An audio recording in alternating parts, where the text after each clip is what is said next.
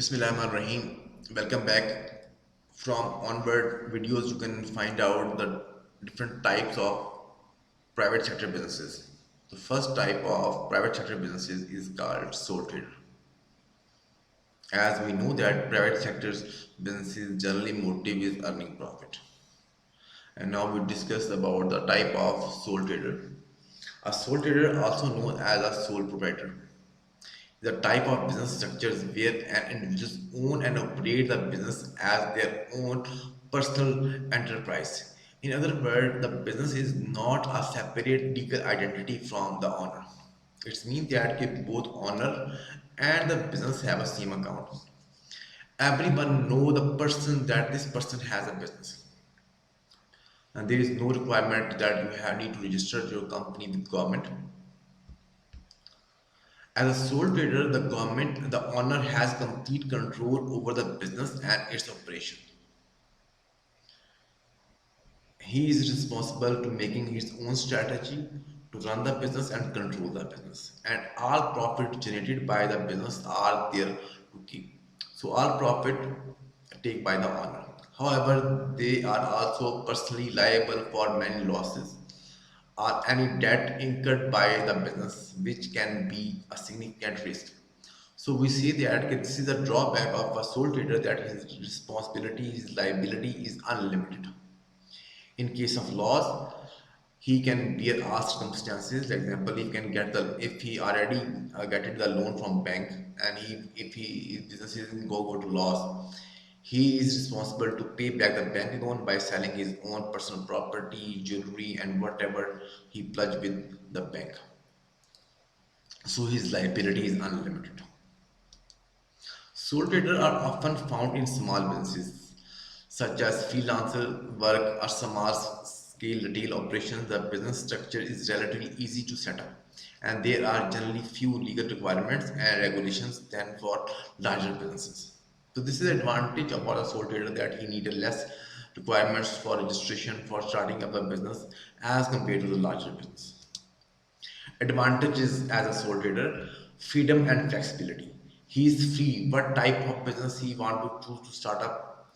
Timing of their businesses depend upon his own ability, and whatever whenever he want to off his business he will. There is no need to get the permission from anyone that either I open my business or open the shutter of my business, open the gate of my business on daily basis. Personal satisfaction. As we know that as a sole trader is a single person, he take all his profit. So as a motive of profit, definitely he can get return on it on his own investment, so he become satisfied. Secrecy. There is no need to go anywhere to getting that any solution or to disclose their business affairs to anyone except a tax authority, because a different country have different rules and regulations of taxes, and just you have to inform or open your accounts in front of tax authority that this year you have that particular amount of profit, and tax authority according to that deduct your tax. And the creditors who are willing to pay you loan or give you credit goods, definitely they are interested in your company's account, so you need to open your accounts in front of both of them. As we already discussed that he has full control on his own business, so there is no need to go anywhere to get some consultation. Personal contact with staff and consumers in fact. This is a big advantage for sole trader as compared to larger businesses owner. As a sole trader, he personally know their workers and their problems, and they try their best that to how to motivate them. And as we know that the small scale businesses are running at small level, so it means that their customer are also very small, so they know their customer as well personally. He take all the profit. This is another advantage. Absence of legal formalities when establishing businesses. This is the biggest advantage for a sole trader, that there is no big sort of legal authority, legal formalities required. A legal formality depend upon different country to country. Like they first of all demand your NTN number, national tax number, your ID card, your business logo or business identification, and other your office dresses and so on. Financial advantages in terms of low taxes, longer time to pay taxes, and low accountancy fees. As small scale businesses have less small level of businesses, so there is less accountancy fees to pay anyone who pay some time to you for clear your accounts. The disadvantage of sole trader. The biggest disadvantage of sole trader is that he has a limited source of finance. If he want to expand his operation or expand his business, he don't have enough money to spend on his business expansion. No one give him loan easily. Second, city growth. Your growth is very limited. You are not able to run your two or three branches by your own self. Definitely, you depend upon your workers or your managers, and maybe they deceive you. Third main disadvantage is that you have not enjoying economies of scale. Economies of scale, the concept is that when the company produce a good in bulk or purchase a good in bulk, then they can get the discount. There are different types of economies of scale we discuss in future videos, and but right now we say that a economies of sole trader not enjoy any type of economies of scale because of his growth is limited, his production is limited, his order is limited because his customer are very limited. The next thing is that success depend upon the owner's energy and continuous fitness because he run his own business by his own self. If, for example, by chance he becomes sick, no one come to operate his business on his behalf. Maybe there are some managers who run, workers who run on his behalf, but managers are managers and owner's energy is owner energy. He run his business with that attention that his customer not become unloyal and the customer become continue come as workers they not care about that.